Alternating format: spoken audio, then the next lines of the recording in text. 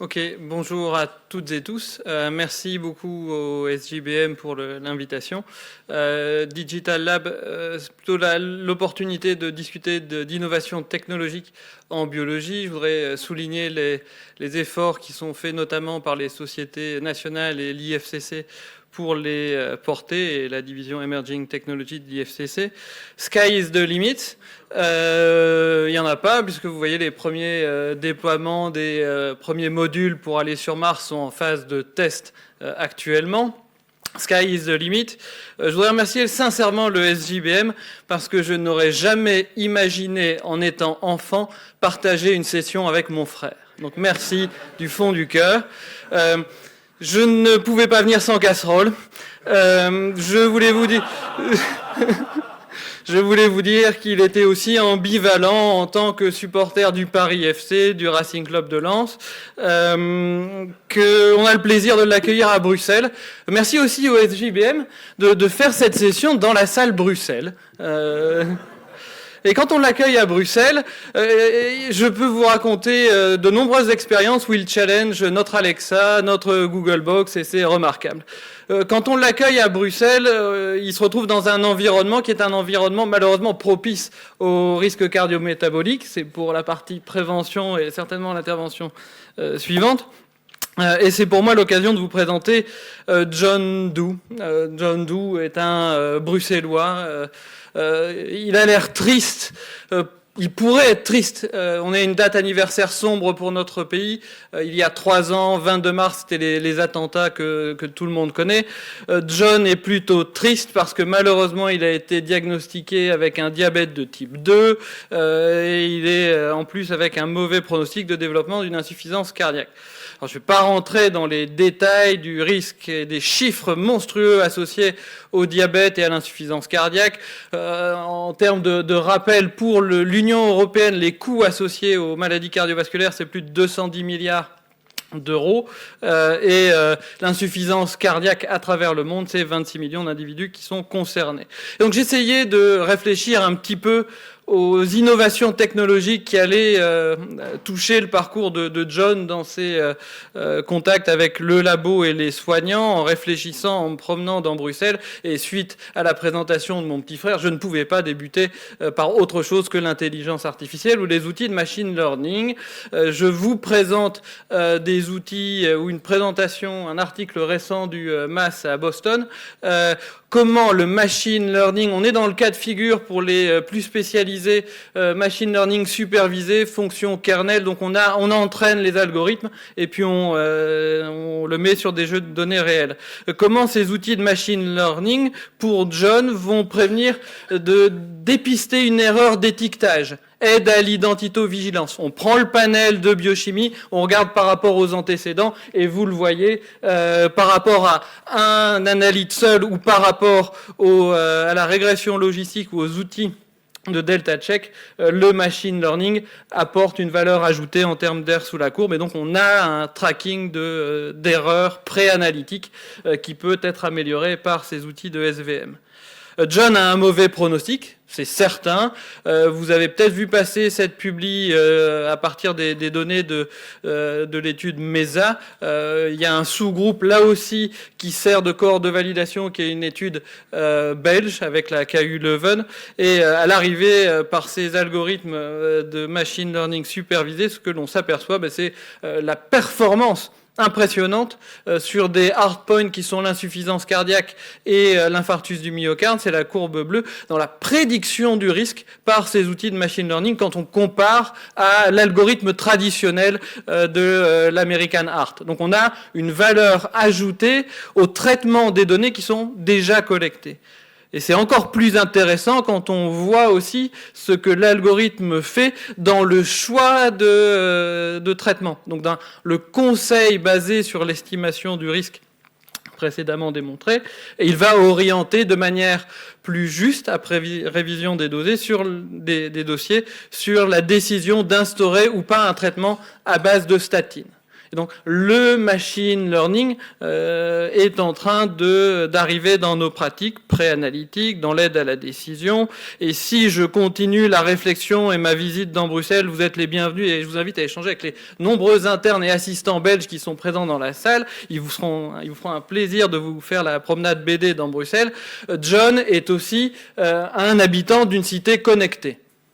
Et cité connectée veut dire que il est dans un environnement ambulatoire connecté, il est dans des hôpitaux connectés, ce qui veut dire que le data est une réalité qui va faciliter certaines décisions en termes de services, de prise de rendez-vous, de redondance de tests. Et vous le voyez aussi beaucoup, l'aide à la juste prescription vient du traitement de données. Et les outils de juste prescrire dérivés actuellement et déployés dans les dossiers électroniques et les listes de dernière génération sont réalité. Donc, amélioration dans la programmation d'un service, la coordination de soins et l'aide à la prescription d'actes médicaux par rapport à une pathologie ou éviter les actes redondants. Voici mon biotope actuel, les cliniques Saint-Luc à Bruxelles. C'est un biotope qui change à 2 niveaux. Point 1, la structure tertiaire évolue. On aura un nouvel hôpital d'ici à 2025, que vous voyez là, en haut à droite. Le biotope change dans la mesure où nous devons aussi redéfinir, dans le cadre des réseaux de santé, l'articulation avec les acteurs de l'ambulatoire et du primary care. Et donc la réflexion est entreprise sur base du traitement de données, où habitent nos patients, quelles sont leurs habitudes, mais aussi en travaillant de manière multidisciplinaire avec sociologues et urbanistes pour coordonner des points de santé de proximité, antennes et relais à nos structures qui sont plus lourdes et peut-être moins flexibles. Donc les données pour améliorer le service, l'aide à la prescription. John est un patient moderne, un patient connecté, un patient qui tente de s'informer. Et il essaye de valider la transformation du paradigme, from care to cure, un maximum de prévention. Dès qu'il a eu son premier contact médical, il s'est rué sur Internet, a commencé à collecter des informations. Et c'est une réalité, je vous renvoie vers cette étude française récente, ça doit être début de cette année. Vous voyez, le patient connecté qui va chercher de l'info sur Dr Google, c'est une majorité. Qu'est-ce qu'il fait aussi ? Il cherche surtout des données sur les symptômes, à quoi est-ce qu'ils correspondent, sur le traitement. Vous voyez, la partie légale. Donc il est attentif aussi à ses droits en matière de santé. Et ce patient chronique est un patient qui est de plus en plus utilisateur d'outils digitaux, applis digitales. 30% des patients chroniques demandent à être engagés, empowerés dans leur santé, dans la responsabilisation. 30%, donc on est à un chiffre significatif. Ils emploient des objets connectés. Les objets connectés qu'ils emploient, ce sont des montres connectées, ce sont des tensiomètres connectés, les balances, la glycémie, les senseurs sont en train d'arriver. Et ils sont demandeurs, puisque le patient est devenu un citoyen aussi, un citoyen consommateur. Un citoyen consommateur de santé, espérant avoir un parcours de santé amazonien. Programmable, anticipable, livrable. C'est le consommateur. C'est une tendance que l'on doit anticiper. D'autres tendances. Le patient est attentif aux nouvelles technologies pour le prélèvement. Ce qu'il veut, comme à peu près tout le monde, c'est un prélèvement le moins invasif possible. Et vous êtes confronté à la validation des prélèvements capillaires ou des prélèvements salivaires. Et nous avons une mission et une responsabilité de nous assurer de la compatibilité de ce type de prélèvements avec les analyses qui sont envisagées, que ce soit par les fournisseurs ou les développeurs. Point of care. David en a parlé en radio. Vous avez de nombreuses études qui démontrent ou qui analysent le besoin des médecins généralistes de première ligne. Ils ont un besoin de POCT. Je vous renvoie vers les pays scandinaves et vers la Hollande pour le déploiement de la CRP POCT en cabinet de médecine générale, où on a une amélioration dans les outcomes en termes de consommation des antibiotiques.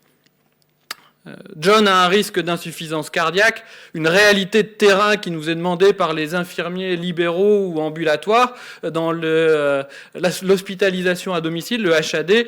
Est-ce qu'on peut utiliser en pré-consultation ou en suivi du POCT ou des senseurs pour mesurer des peptides natriurétiques notamment? Ils ont les balances connectées, donc pourquoi pas les capteurs de BNP?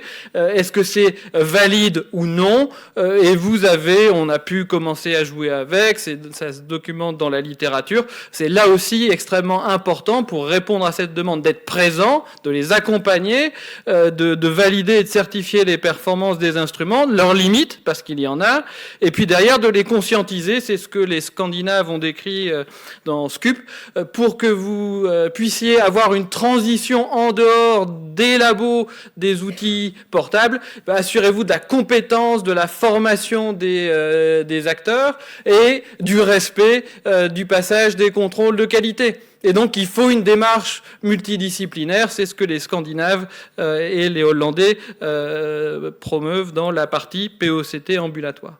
Les senseurs, les objets connectés, Spider, l'ECG, le capteur en temps réel apparaît sur le marché. Vous êtes certainement beaucoup plus au contact de patients diabétiques qui viennent vous trouver parce qu'ils sont passés de la tigette aux capteurs connectés, que ce soit le Freestyle, Dexcom ou autre. Un exemple, vous l'avez ici, c'est Diabetes Navigation, qui vous permet, sur base de la glycémie mesurée, de venir aider le patient au choix de la dose d'insuline. Et donc, on a un outil d'intelligence artificielle qui est dans ce senseur. Et vous avez de plus en plus de microchips, des labos complets qui arrivent sur le marché. La troponine avec des senseurs aptamères sont développés et en phase de validation. Alors, une autre tendance, et je vais essayer de respecter le temps, le digital phenotyping. C'est comment on utilise un smartphone pour détecter une capacité de réaction d'un patient. Typiquement, dans la partie Alzheimer, maladie neurodégénérative, ça devient une réalité. Et ça permet de fournir des informations aussi en temps réel aux prescripteurs. Toutes ces données, toutes ces opportunités de collecte de données, à un moment donné, eh bien, elles arrivent, et on doit faire en sorte qu'elles arrivent dans les dossiers médicaux, et plus on a de données, plus on se retrouve dans du cloud-based hébergé, avec la capacité de traiter en temps réel un gros flux de données, et de fournir une aide à la décision aux prescripteurs. Alors John a fait comme moi, et a essayé d'arriver sur Paris à un moment donné, en continuant sa promenade. Bonne chance pour demain. Il est forcé de constater que c'est pas toujours facile. Le chemin vers les nouvelles technologies est un chemin compliqué et où nous avons une responsabilité morale, technique et scientifique d'accompagnement. Je ne vais pas reprendre le process que vous connaissez sur la validation des biomarqueurs. Je voudrais vous citer cette phrase qui m'a beaucoup plu dans un papier que j'ai lu récemment. « Tous les senseurs ne sont pas nés égaux ». Et c'est vrai. Attention à la performance de ces senseurs. Sur les capteurs connectés de diabète, le predicate, qui est la méthode de référence qui est choisie par les producteurs, c'est la glycémie capillaire. C'est la glycémie capillaire et pas la glycémie veineuse. Donc attention, vigilance, on doit quand même les aider pour bien préciser les méthodes de référence. Donc on a un rôle fondamental d'aide à la sélection, la validation, la mise sur le marché, et comme la norme CEIVD va changer, notre mission va s'élargir. D'autres aspects techniques. Et alors un point sur lequel je voudrais insister, que ce soit pour une application digitale, un nouveau senseur, un nouveau système, c'est important de demander la co-création et de définir ensemble l'expérience. On le vit, j'ai la chance de porter un projet qui aide au développement de nouvelles technologies digitales. Ici, c'est une application centrée sur l'aide aux patients diabétiques. Ce qu'on a d'entrée mis en place, c'est un groupe multidisciplinaire impliquant diabétologues, patients, soignants à domicile pour essayer d'avoir les fonctionnalités adaptées. Et ça change aussi la manière dont on interagit. On doit maintenant se positionner comme acteur d'aide aux choix technologiques dans des équipes ambulatoires multidisciplinaires. Et il y a un vrai rôle de dialogue et de conseil avec ces équipes ambulatoires. C'est mon point de vue. Et après, il n'y a pas photo. On a un nouvel ADN qui est en train de se mettre en place. C'est l'ADN des données qu'on va devoir aussi encadrer, valider. Je ne reviens pas sur les cautions éthiques apportées par David. Ce qui facilite aussi l'accumulation de ces données, c'est les cloud computing qui sont disponibles. On a 3 clouds de santé en Belgique, COSO, Réseau Santé Wallon et Abrumed pour Bruxelles. Ces clouds hébergent les dossiers médicaux électroniques et ces clouds communiquent entre eux. Chemin qui est difficile parce qu'on doit définir l'efficacité des modèles financiers associés à ces nouvelles technologies, le business case. Le contexte légal est à préciser. Quel type d'interaction, d'accompagnement entre l'homme et la machine ou les services à distance? Et on n'a aucun doute sur la valeur de ces services à distance dans des pays qui sont émergents. Je vous cite une étude vietnamienne où on a déployé du POCT et ça a amélioré le diagnostic de l'infarctus du myocarde dans des populations qui n'avaient pas du tout accès au diagnostic. Et alors après, n'allons pas trop vite non plus, c'est mon dernier message, l'innovation va très vite, on est dans un monde hyper connecté, accéléré, il faut prendre le temps de la validation, de la discussion, et nous avons, biologistes, une mission dans ce déploiement. Le futur, ça n'est pas la technologie seule, c'est nous, accompagné de la technologie. Et donc on recentre l'humain sur la validation de cette technologie. Le voyage est encore long et je vous remercie de votre attention.